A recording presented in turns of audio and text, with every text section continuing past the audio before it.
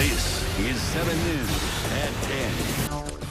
Angry passengers say that a cruise ship sailed into danger during their vacation, pushing forward despite weather warnings, and that is what they sailed into.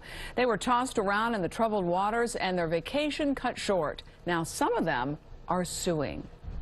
Passengers taking action against Royal Caribbean. More than 4,500 passengers on board Anthem of the Seas when it sailed into a storm earlier this month. Some of them accuse the company of deliberately putting their lives in danger. And what we've come to learn, and which has become very known publicly, is that Royal Caribbean knowingly and intentionally sailed into what was essentially a hurricane.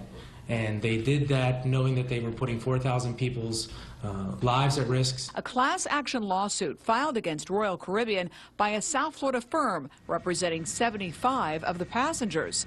The suit claims that the company was only thinking about money. And in particular, on Saturday, literally concurrent with the Anthem of the Seas leaving, the NOAA forecasted there's going to be hurricane force winds. But nonetheless, Royal Caribbean, because they want to stay on schedule, because they want to get to their ports, because that's how they make their money. The cruise was headed to the Bahamas after departing New Jersey. Here's some of the collateral damage from the storm. They tried to keep the water out, but it's squishy.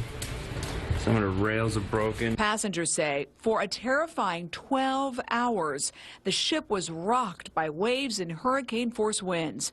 The captain ordering them to stay in their cabins while they weathered the storm. But if you've never been on a cruise before, this must have been the scariest thing that could ever happen to someone. The incident reminiscent of another tragic shipwreck in which a cargo ship sunk in the middle of a hurricane, Hurricane Joaquin, in October. I think it's particularly more scary because it was just months ago that the Faro was lost at sea, where 33 crew members died in an eerily similar type of case where a cargo ship knowingly sailed into a hurricane and lives were lost. Royal Caribbean is also under federal investigation. Florida Senator Bill Nelson calling for the NTSB to seek answers. The thing about this storm was that it was forecast for days. So why in the world would a cruise ship with thousands of passengers go sailing right into it?